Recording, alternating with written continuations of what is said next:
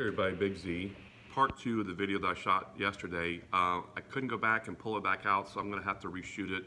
I'm not sure what's going on. It's like I can't record more than about 8 or 10 minutes, so I'm going to try to keep these short for the next couple of days until I get my desktop back. But I want to follow up on yesterday, and before I do that, a couple shout outs. Jim Lotus, if anyone read his comment, brother, love you. Sorry, what you went through and your experience with this. Lady K, the same thing with you and your experience, and so many others have reached out to me and the horrors that they've gone through dealing with this. I do want to start tonight. Like I said, I'm going to make this really quick, but I want to read a scripture tonight. It's 1 Peter 5:8, and it says, "Be sober-minded, be watchful. Your adversary, the devil, prowls around like a roaring lion, seeking someone to devour."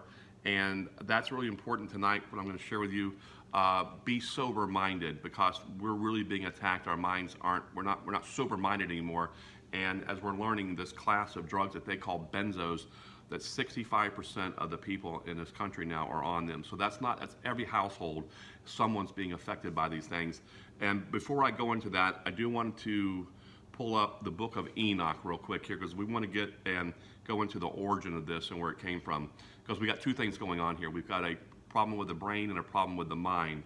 In the book of Enoch, and those of you who have read it, if not, Enoch was Noah's grandfather. And Enoch was taken up to heaven, and God showed him everything.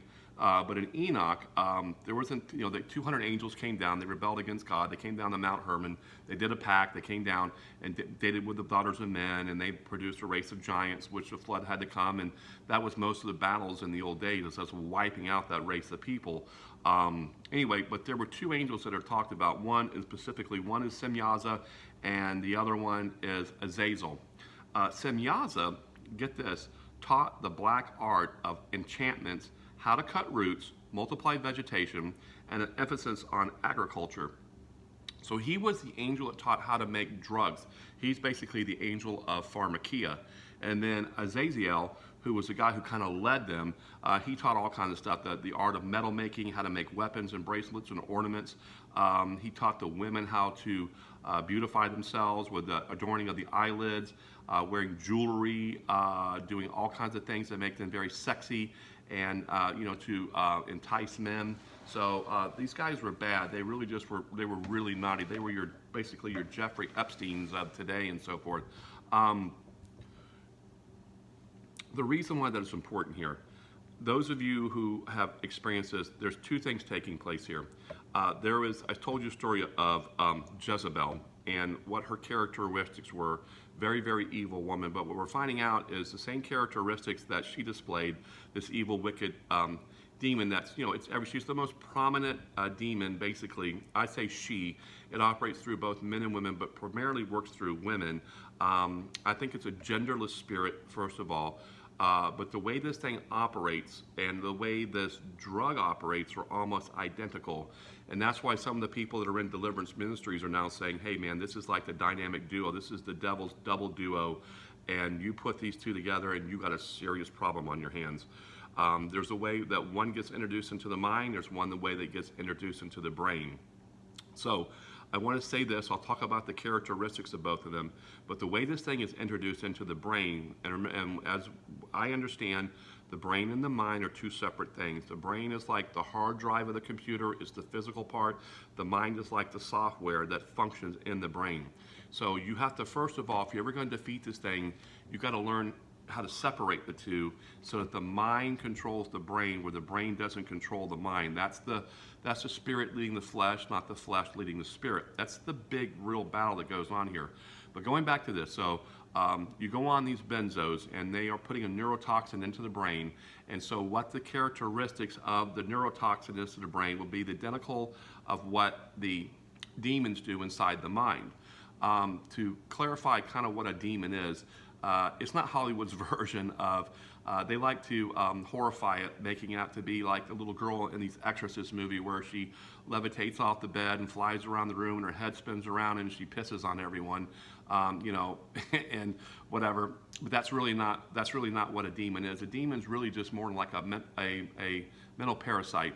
And like in a computer, when you search the internet and the web and you go all these places, you go places you shouldn't go, and there's viruses that you pick up.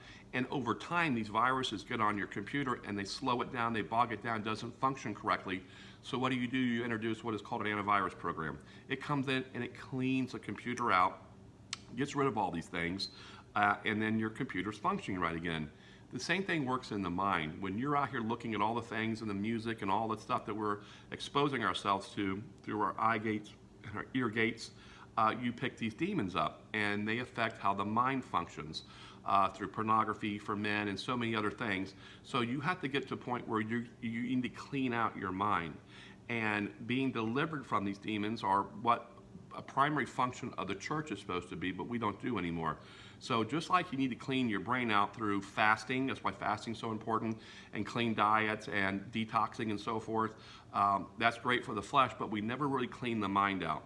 So getting to learn how to do that is more important really than I think than the physical brain. But what we got going on now is this. So we make ourselves susceptible through these demons through, like men pornography, and women through all the host of stuff that we introduce ourselves to that we shouldn't do. Combine that along with this neurotoxin, and you have what most in the deliverance ministries, as I said, say this is like a duo. It's like the devil's duo, and it's really bad. But I want to just share with you tonight real quickly, and then the next video I'll go further into it. Hopefully I'll have my desktop back where we can where I can put these with some visual aids and so forth. But I just want to tell you what some of the characteristics are of this and see if it doesn't resonate with you. So some of the characteristics of this demon or this spiritual entity is it worships Baal. Abortions are a big part of this demon. It operates with anger. It has a lot of rage and meanness. It likes to launch insults. It likes to ridicule. It likes to mock people. It's very abusing. It's on a power trip. It demoralizes. It likes to control through manipulation and domination.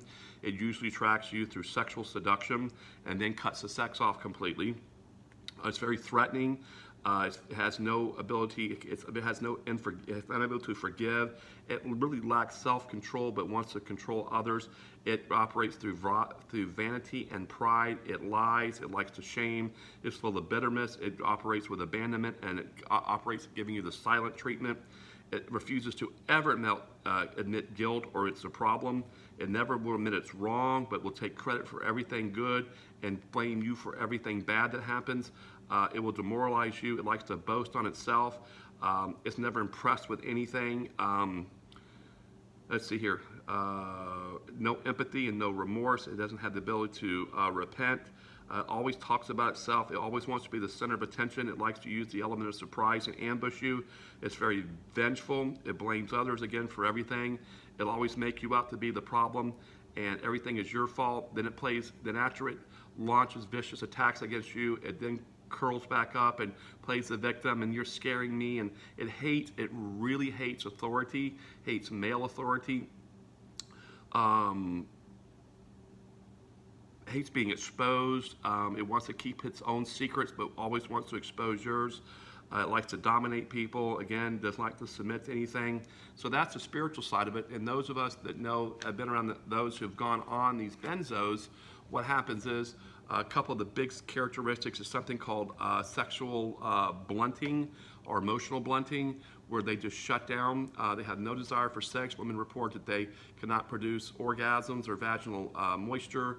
Sex is almost a turnoff for them. They don't really love you anymore. They're just with you. Most of the time, they'll just leave.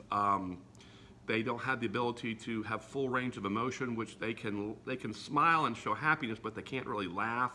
On the other side of it, they'll be sad, but they don't really cry. They don't give a shit about you. They wouldn't care if you were rotting on the side of the road. They have a lot of phobias where they think everyone's stealing from them, or they're out to get them. They'll hoard all your money. They'll take everything from you and keep it all to themselves. And just a host of other really bad characteristics. So you've got the neurotoxin hitting the brain this way. You've got this evil entity hitting the mind. Put these two together, you've got a major problem.